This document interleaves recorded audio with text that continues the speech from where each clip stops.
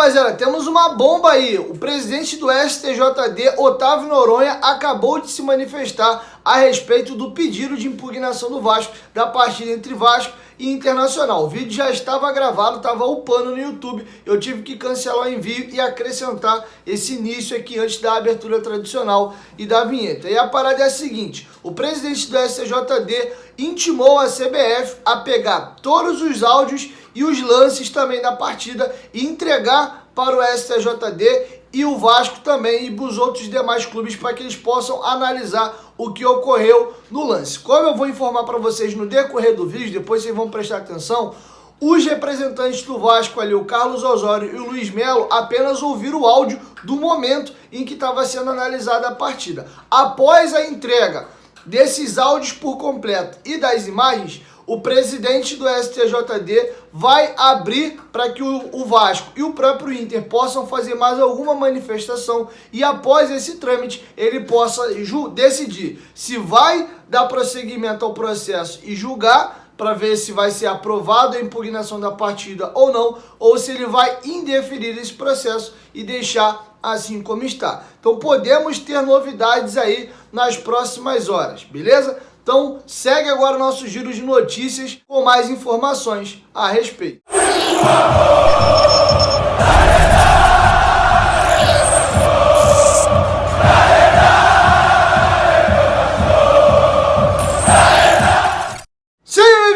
Futebolaço, eu sou o Dieguinho. Então, rapaziada, tá entrando no ar mais um giro de notícias do meu, do seu, do nosso Clube de Regatas Vasco da Gama. Você que tá chegando aqui pela primeira vez, se inscreve aí no canal, ativa o sininho. Mas pra quê, Dieguinho? Para não perder os próximos vídeos. Segue a gente lá no Instagram, estamos fazendo um trabalho muito bacana por lá. E segue a gente também no Twitter. Dieguinho dá várias informações e opiniões também por lá. Já chega deixando o seu like marotaço para dar aquela moral e ajudar na divulgação do vídeo.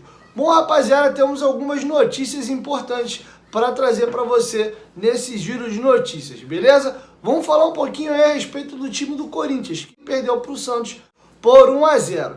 E essa partida deixou alguns resquícios. Por exemplo, o volante Gabriel sentiu uma pequena lesão na coxa e pode ser que seja desfalque para o jogo contra o Vasco. O jogador está fazendo tratamento intensivo, mas a tendência é que o volante Xavier acabe ocupando a sua vaga. Outro jogador que é extremamente importante e não enfrentou o Santos e vai jogar contra o Vasco é o lateral direito Fagner. Estava suspenso pelo terceiro cartão amarelo, cumpriu a suspensão e poderá enfrentar o Vasco. Nós então poderemos ter dois jogadores aí da famosa lei do ex. Matheus Vital está muito cotado para ser titular e também o Fagner. Inclusive, como eu disse, essa derrota deixou alguns resquícios. Vou colocar para vocês na tela. Os jogadores do Corinthians, ao chegarem para treinar no CT da Barra Funda, se depararam com essas faixas aí de protesto. Time sem alma, elenco pipoqueiro, respeita a nossa história. O Corinthians tinha uma possibilidade muito grande de se classificar à Libertadores nas rodadas finais,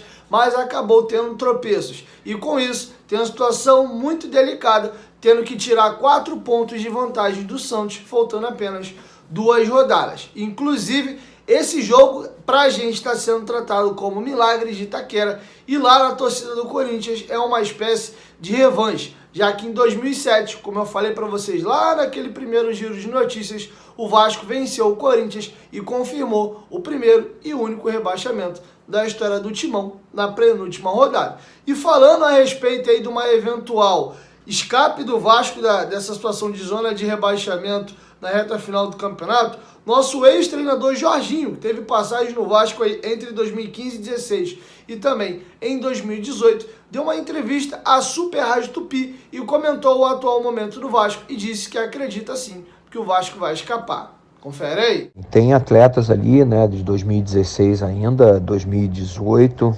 que eu passei, 2015, 16, 18.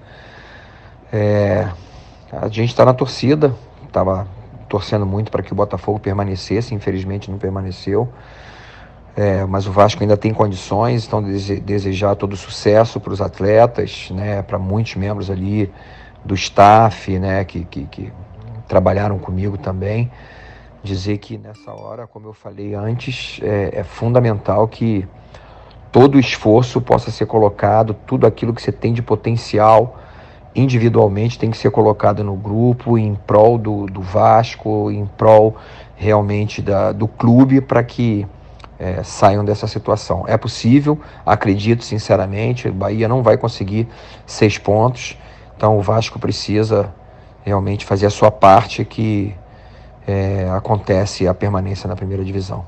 Tá bom? A torcida com certeza é grande, pela comissão técnica, a instituição, o torcedor do Vasco merece permanecer na primeira e, se Deus quiser, isso vai acontecer. Jorginho, e o Vanderlei Luxemburgo é muito importante num momento desse, né?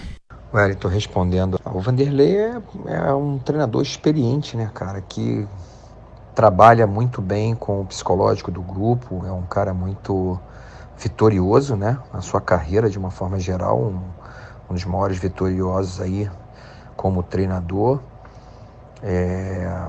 e sabe muito bem nesse momento o que precisa ser falado, o que precisa ser feito. A questão é realmente mobilizar todos os jogadores, fazer com que eles, cara, joguem com amor, com paixão, pela vida dele, pela família dele, pelo clube, né, pela instituição que merece realmente permanecer na primeira divisão.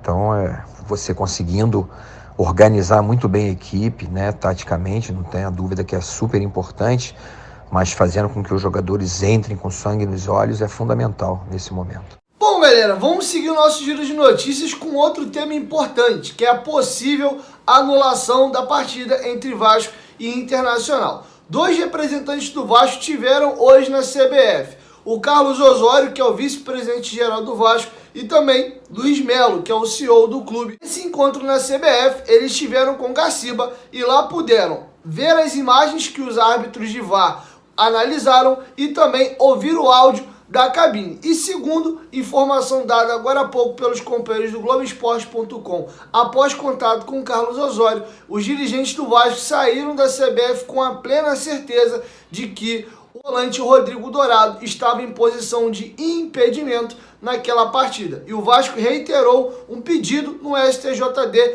pedindo que a CBF libere as imagens e também os áudios. Lembrando que o Vasco ouviu os áudios apenas do momento ali onde houve a checagem do lance. Porém, o Vasco quer acesso ao áudio antes do início da partida, porque o Vasco quer ter a confirmação se de fato eles já sabiam que o software estava com problema antes da partida ou foi uma pane que aconteceu exatamente durante o jogo. O Leonardo Gaciba disse que não pode divulgar os áudios e as imagens, já que eles não têm autorização do STJD. Para isso, o STJD teria que liberar o uso das imagens e também do áudio para que o Vasco possa ter acesso a outra parte do documento e anexar nesse processo do STJD. Até aqui, o STJD também não se posicionou se vai indeferir o processo e não vai julgar ou se vai levar adiante. Com isso, caso o STJD decida levar em diante, o Internacional terá os seus pontos perdidos provisoriamente até que se julgue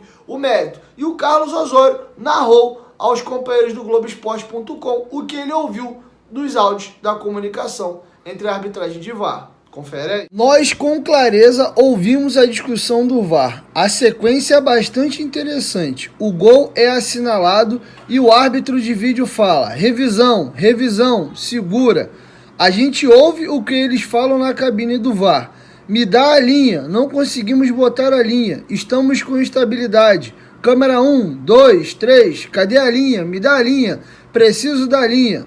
Vamos tentar a linha manual. E o técnico do VAR fala que não tinha como assegurar se a angulação estava certa e que não tinha como garantir a confiabilidade. Os caras fazem uma marcação em que o cara do Inter estava em impedimento e o árbitro do VAR diz: mas eu preciso das linhas, vira, bota outra linha, tenta. Aparece a imagem deles tentando fazer marcações. O técnico diz que não consegue colocar linhas confiáveis e na sequência o árbitro de VAR fala para o campo: gol legal, segue o jogo. Vimos em vários ângulos e saímos de lá com a certeza que o jogador do Inter estava em impedimento. Gaciba diz que o lance era inconclusivo. Também colocamos em questão que o lance, o Cuesta estava barrando a visão do Bandeira. Perguntamos como ele viu o jogador do Vasco que estava encoberto lá na frente. Gaciba informou que o Bandeira viu condição legal para o Dourado. E aí, galera, mais polêmicas à vista. Vamos ver que bicho que vai dar e como vai se encerrar essa novela. Lembrando que dentro do próprio regulamento interno do Campeonato Brasileiro, diz que em caso de pane do sistema do VAR, vale-se a decisão de campo. Então a CBF está se amparando nessa parte do regimento interno do Campeonato Brasileiro para, acredito eu, não invalidar a partida, porque poderia mexer com os rumos do Campeonato Brasileiro. Vamos aguardar. Qualquer novidade a respeito dessa situação, eu trago para vocês aqui no canal. É isso, rapaziada. Essas eram as informações que eu tinha para trazer para vocês. Amanhã, na hora do almoço, entre meio-dia e 1h da tarde, eu venho aí para trazer mais informações do nosso Vascão. Beleza? Chegou até aqui no vídeo, dá essa moral, deixa seu like, é muito importante. Se não gostou do vídeo também, pode deixar o seu dislike. E vai, se inscreve lá no canal, dá essa moral pro Dieguinho, porque quanto mais vascaínos aqui, mais força a gente ganha para ajudar o nosso Vascão. Beleza? É isso. Vou encerrando minha participação por aqui. Amanhã, sabadão, já tem um jogo de extrema importância pra gente, jogo entre Fortaleza e Bahia. Então fique ligado que a nossa salvação ou também o nosso sofrimento de vez já começa amanhã. Então amanhã vai ser um dia muito tenso pra mim e pra você. Coma bem, tente dormir, porque teu dia amanhã vai ser bem agitado. 1, 2, 3, futebolaço, tamo junto família. Eu qualquer momento digo em volta, Vasco, tamo junto, valeu!